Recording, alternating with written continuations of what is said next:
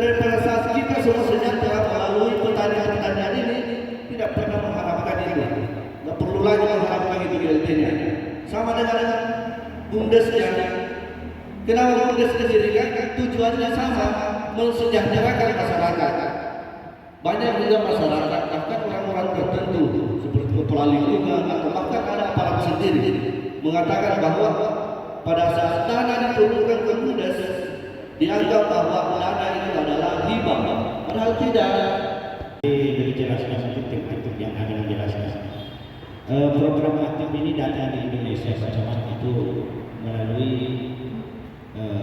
Bappenas Badan Perencanaan Nasional yang dinamai oleh USAID, dan otomatis kalau di pusat itu adalah Bappenas, berarti perpanjangannya kalau di Benda itu adalah Bappenas. Kebetulan program ini berada di tupoksi saya sebagai Kepala Bidang Ekonomi dan Sumber Daya di Bappenas.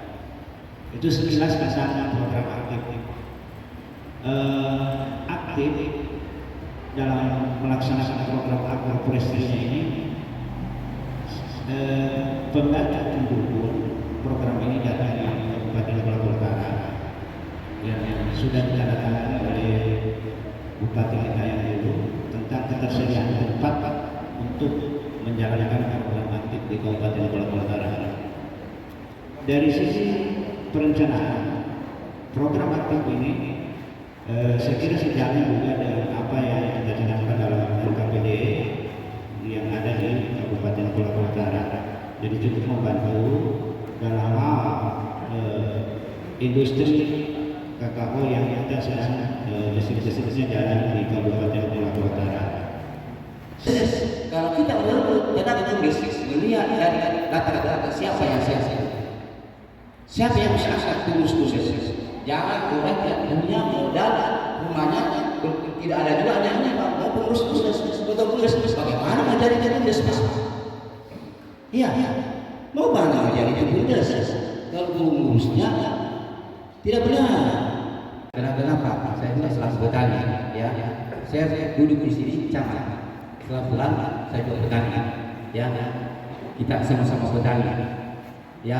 Bapak terima kemarin saya juga terima. Ibu, ya. Saya juga terima. Bantuan.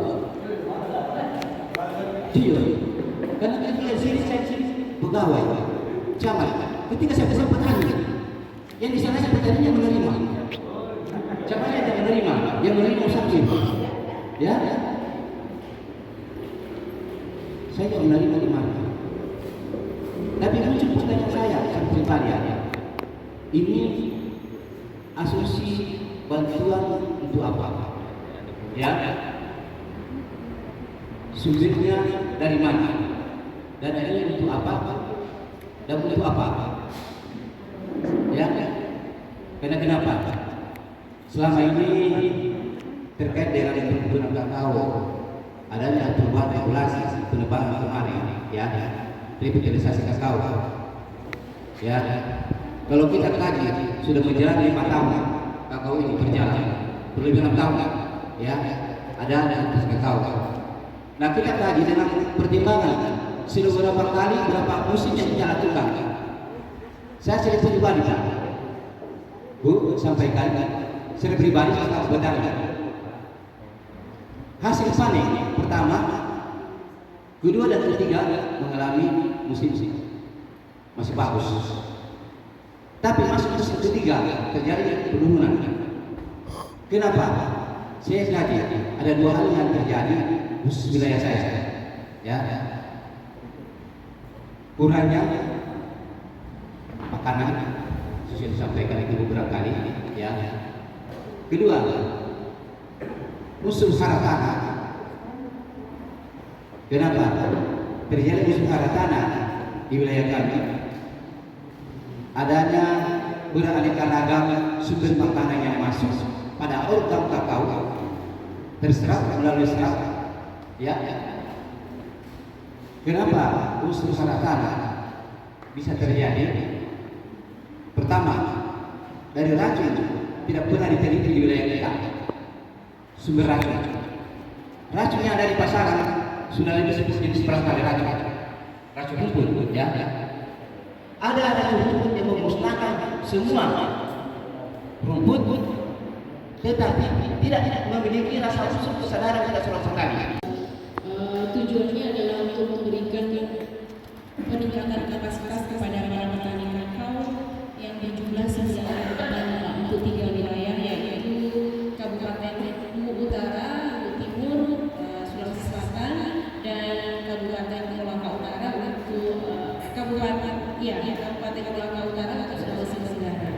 Jadi untuk tahun ketiga ini Kolaka Utara sendiri kita ingin membangun kapasitas petani kakao sejumlah 1.600 petani.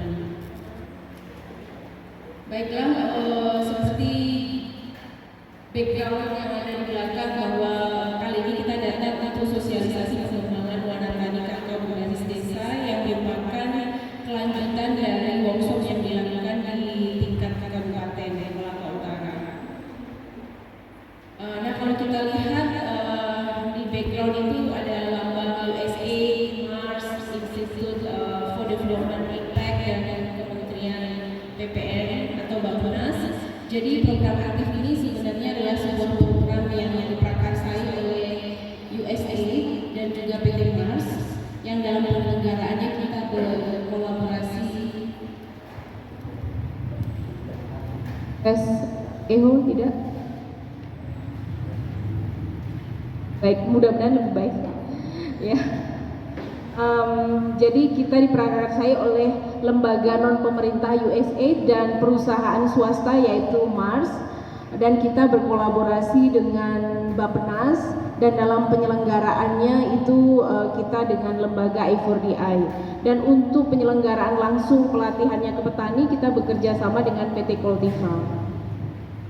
Nah, apa itu aktif? Aktif itu kependekan dari Advancing Kakao Agroforestry Towards Income, Value, and Environmental Sustainability. Maknanya adalah terkait bagaimana memajukan model kakao agroforestry atau warna tani yang bisa meningkatkan nilai dan juga pendapatan bagi para petani, dan juga bagaimana memikirkan kelestarian lingkungan. Jadi ini adalah konsep berkelanjutan, ya. Nah, untuk aktif sendiri isinya apa sih? Tujuannya adalah bagaimana mendorong praktek warna tani atau agroforestry yang berbasis bukti, yang kita juga memanfaatkan teknologi yang berbasis petani, yang tujuannya adalah bagaimana petani itu punya kebun pertanian yang berketahanan iklim, kemudian meningkatkan pendapatan petani kecil, dan juga bagaimana memastikan produktivitas kakao yang berkualitas. Itu. Nah, kemudian mengapa sebenarnya kita duduk di sini adalah karena kita melihat bahwa aktif itu adalah hanya sebagian kecil saja dari sebuah upaya untuk membangun kembali kejayaan kakao di 3 kabupaten ini, Pak. Jadi kita nggak tahu juga harapannya ke depan mungkin aktif akan bergerak ke kabupaten-kabupaten lain juga terkait dengan kakao. Nah, mengenai apa perannya kami PT Mars di dalam program ini, dan apa kegiatan kami yang ada di lapangan, ya. Jadi dari sisi Mars, Pak, ini kami dipersiapkan untuk bagaimana pengembangan multiklon, ya. Nah, di multiklon ini, Pak, salah satu juga penyebab penurunan produksi kakao yang ada sekarang itu karena kurangnya varian yang ada di dalam kebun. Kurangnya jenis yang bisa saling mengawin dan saling memberikan serbuk, sehingga terjadi adanya penurunan produksi di dalam kebun kita mengenai budidaya kakao. Nah, sekarang ini kami dari pihak Mars itu tahun ini fokus untuk bagaimana membuat kebun-kebun petani jadi multiklon. Nah, kami di sini ada pendampingan yang menyebar di semua daerah di Kolaka Utara. Nah ini adalah salah satu penting karena di setiap daerah kami datang masalahnya selalu pupuk, ketersediaan pupuk. Nah, yang pertama yang saya mau sampaikan Pak, bahwa stok pupuk untuk kakao itu banyak Pak, melimpah. Tidak ada sebenarnya kalau ada bahasa pupuk langka itu tidak ada sebenarnya Pak. Pupuk itu banyak Pak. Pupuk kami dari pupuk Indonesia itu banyak. Cuman mungkin di sini ada beberapa kendala. Untuk kuota pupuk se-Indonesia Pak, terbanyak itu Sulawesi Tenggara. Terbanyak pertama itu Kolaka Timur sekitar 7 juta ton 7 juta ton lebih. Terbanyak kedua itu Kolaka Utara Pak, sekitar 6,8 juta ton. Dibanding Kolaka sedikit Pak.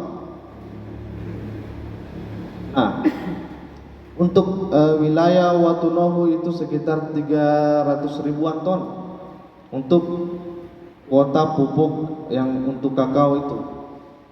Dan ini Pak, ada peningkatan sebelum tahun lalu. Tahun lalu itu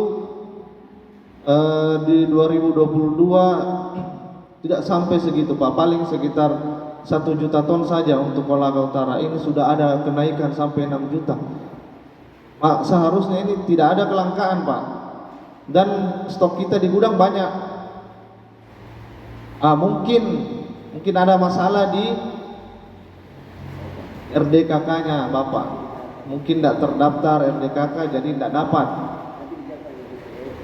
atau ada masalah lain mungkin. Kemarin itu ada masalah terkait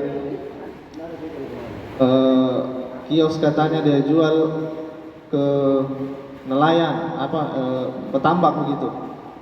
Itu sebelum nanti ditanyakan saya kasih memang jawabannya Pak. Jadi itu sebenarnya untuk di bulan Oktober kemarin sampai tahun depan itu tidak ada lagi nanti yang bisa dilakukan pemberian pupuk kepada orang yang bukan terdaftar.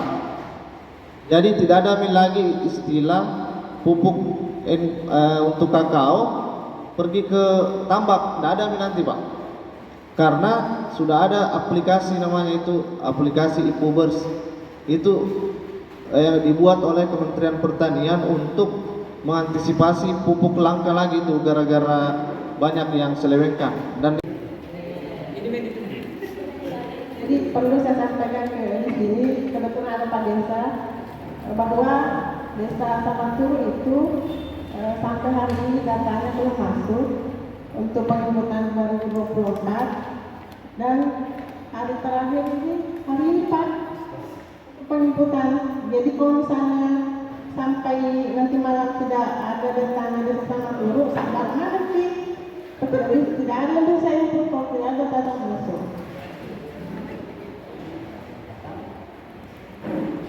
Karena kemarin disampaikan oleh Pak Sekdes bahwa ini ada artinya indikasi, ada yang mengisi sih. Tapi katanya terlambat juga dikasih, baru dulu.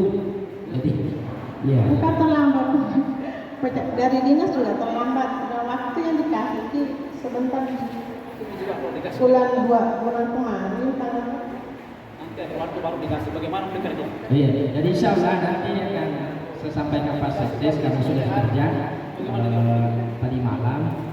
Jadi kebetulan Pak Sekdes masih rapat di TPS. Insya Allah nanti akan saya minta datanya dulu, baru kasih kita.